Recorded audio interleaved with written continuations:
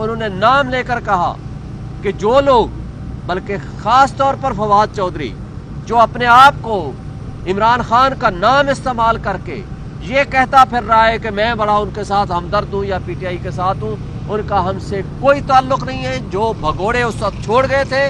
ان کا P T I سے کوئی تعلق واسطہ نہیں ہے، اور وہ اس وقت جس طرح کی باتیں خان صاحب کا نام یوز کر کے مس یوز کر رہے ہیں ان کے نام کو، ان سے لا تعلقی کرنے کا خان صاحب نے حکم دیا۔ شکریہ۔ جو خان صاحب نے جج کو بھی کہا ہے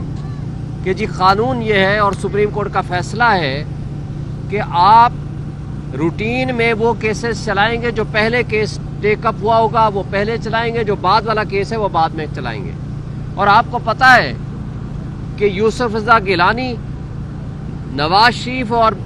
آصف علی زرداری کے خلاف ریفرنسز فائل ہوئے تھے، جو قانون کی تبدیلی کے بعد اب آٹومیٹیکلی یہاں ایف آئی اے کے کورٹ میں چلنے چاہیے۔ تو جج صاحب سے سوال کیا کہ جو 10 سال پرانے کیسز ہیں ان کو تو آپ ٹیک اپ نہیں کر رہے، اور آپ نے میرے خلاف کیسز کو فاسٹ ٹریک پہ چڑھا دیا ہے۔ ہمیں کوئی اعتراض نہیں ہے، ہم کیسز کو ڈیفینڈ کریں گے، لیکن آپ ذرا یہ بھی دیکھ لیں کہ جو قانون کے مطابق گاڑیاں نہیں لے سکتے تھے انہوں نے نہ صرف گاڑیاں لیں، قانون کو توڑا، اور اس میں نواز شریف کی بی ایم ڈبلیو جو کہ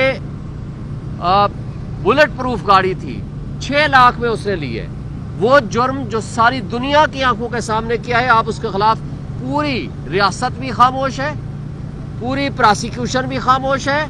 پوری ایف آئی اے کی عدالتیں بھی خاموش ہیں، ایف آئی اے اور نیب بھی خاموش ہے۔ جج صاحب کو آج عمران خان صاحب نے یہ کہا، اور یہ ان کا قوم کے نام پیغام بھی ہے کہ یہ سوائے پولیٹیکل وکٹمائزیشن کے اور کچھ بھی یہ کس کیس میں نہیں ہے۔ اس کے آگے جاتے ہیں القادر ٹرسٹ، اس کے بارے میں تفصیل سے بعد میں بات کریں گے پرسوں کو انشاءاللہ، لیکن جس کیس میں کوئی نقصان نہیں ہے، جس کیس میں سوائے اس بات کے کہ پاکستان کو 190 ملین پاؤنڈ ملے، پاکستان کی تاریخ میں پہلی مرتبہ باہر سے پیسہ آیا، اس میں تو آپ نے ایک چیریٹیبل ایشو کو تو آپ نے ان کو ملزم بنا دیا، جبکہ آپ کو یاد ہے کہ زرداری صاحب کا بلاول ہاؤس لاہور میں 5 ارب روپے کا آج سے 13 سال پہلے بنا، اور اس کے بدلے میں زرداری کی سندھ گورنمنٹ نے وہاں ملک ریاض کو کراچی میں زمینیں دی، جس کو سپریم کورٹ نے نوٹس لیا۔ آج تک کوئی کیس نہیں ہے، اس وقت بھی کوئی کیس نہیں ہے۔ پھر یہ جو این سی اے کے ساتھ معاہدہ ہے، حسن نواز نے ملک ریاض کو 9 ارب روپے کی پراپرٹی لندن میں 18 ارب روپے میں بیچی، یہ ہے اصل ایشو۔ یعنی وہ 9 ارب کی رشوت لی، جس کو این سی اے نے کہا کہ یہ سسپیشس ٹرانزیکشن ہے۔ اب اس 18 ارب میں سے اس کے اوپر تو آپ نے کوئی ایکشن نہیں لیا، آج تک نہ کوئی مقدمہ بنا، نہ اس کے اوپر ایکشن ہوا، نہ نیب بھی خاموش، ایف آئی اے بھی خاموش، ہمارے ریاستی ادارے بھی خاموش۔ اس کے ساتھ گندم سکینڈل، ابھی آپ کے سامنے $1 بلین کی وہ فراڈ ہوا، اس کے بارے میں کوئی رپورٹ آج تک سامنے نہیں آئی۔ لیکن جب ریاستی ادارے، جب ریاست ہی اس طرح کی حرکتوں میں ملوث ہو جائے کہ وہ اپنی ایک ریٹ قائم کرنے کے لیے اور جو آنیسٹ لوگ ہیں ان کے خلاف ایکشن لینے کے لیے اس طرح کی حرکتیں کرے گی، تو لوگوں کا مسٹرسٹ ہوگا، اس ذریعے سے پھر انویسٹمنٹ نہیں آتی۔ اور اس سے آگے جو خان صاحب نے خود کہا کہ آج 2 بڑے معزز جج صاحبان، آپ کو پتہ ہے کہ راولپنڈی کا جج اعجاز آصف صاحب، اس کو سرگودا اور میاں والی کے کیسز جنہوں نے فیصلے کیے، اس جج کو محمد عباس کو بھی او ایس سی بنا دیا گیا، اور ان ججز کو نوازا جا رہا ہے جو ججز عمران خان کے خلاف فیصلے کرتے ہیں اور اپنے ضمیر کے خلاف فیصلے کرتے ہیں۔ وہ آپ ہمایوں دلاور کی صورت ہو، شاہ رخ ارجمند کی صورت ہو، یا کوئی بھی ایسے ججے ہوں یا ایسے پراسیکیوٹرز ہوں جن کو عمران خان کے خلاف استعمال کیا جائے اور ان کو ان کا مفاد دیا جائے۔ مزید خان صاحب نے کہا کہ اس حوالے سے انہوں نے 1 مہینہ پہلے 26 نومبر کو یہ قتل عام ہوتا ہے، اور آج تک ریاست پاکستان اس پہ خاموش ہے کہ مسنگ پرسن کہاں ہیں۔ انہوں نے کہا ہے جو مسنگ پرسن آپ کہہ رہے ہو انہیں ڈیٹیکٹ ہو گئے، ان کی تصویریں جاری کرو تاکہ یقین ہو ان کے گھر والوں کو اور ہمیں بھی ہو،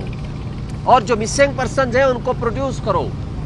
اور جو شہداء ہیں ان کے خلاف ایکشن لیں، ان ظالموں کے خلاف جنہوں نے اس وقت ان معصوم لوگوں کو شہید کیا سنائپرز کے ذریعے۔ اور پھر اس کے اوپر جب ہم یہ مطالبہ کرتے ہیں کہ پولیٹیکل پرزنرز کو آپ ریلیز کریں اور آپ اس پہ جوڈیشل کمیشن بنائیں، تو آپ اس کے اوپر کچھ بھی نہیں کرتے 1 مہینہ گزرنے کے باوجود۔ اس لیے خان صاحب نے آج کا الٹیمیٹم دے دیا ہے کہ اگر کمیٹی بن گئی اور انہوں نے سنجیدہ مذاکرات اس موضوع پہ کیے تو یہ کال جو سول ڈس اوبیڈینس کی ہے وہ کال آف ہو جائے گی، ادروائز وہ انہوں نے جو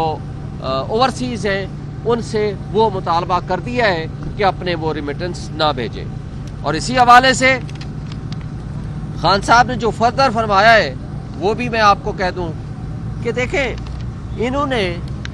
10 سال کی ڈکٹیٹرشپ کو قائم رکھنے کے لیے پاکستان کے تمام ادارے تباہ و برباد کر دیے، ان کو بے توقیر کر دیا ہے۔ آپ کے ہاں پولیس نام کی کوئی چیز نہیں رہی جو انڈیپینڈنٹ امپارشل جرائم کے خلاف کوئی ایکشن لے، بلکہ ان کو سب کو، خواہ وہ دہشت گردی کی عدالتیں ہیں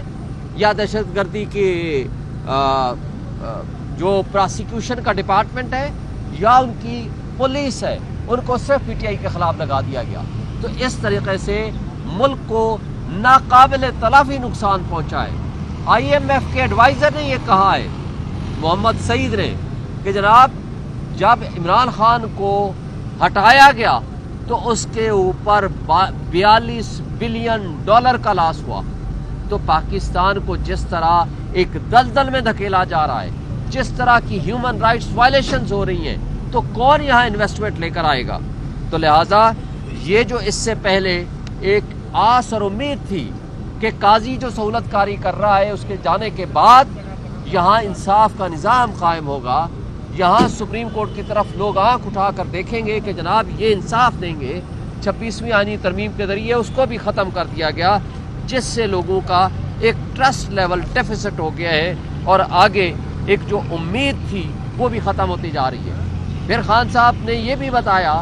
کہ ان کا جو ٹویٹر اکاؤنٹ وہ باہر کیوں ہے، وہ اس لیے ہے کہ یہاں جو بھی ٹویٹ کرے گا ان کی بہاف پہ اس کو اٹھا کے لے جائیں گے۔ آج کل ایک ہی طریقہ ہے، ڈالے بھیجو، بندوں کو اٹھاؤ، ان کے گھر کو توڑو، ان کے فیملی والوں کو اٹھاؤ اور تشدد کرو۔ انہوں نے کہا بالکل ان کا ٹویٹر اکاؤنٹ باہر سے ہی ہینڈل ہوگا اور اس میں کوئی جو باتیں یہ کر رہے ہیں ہم ان کو نہیں مانتے۔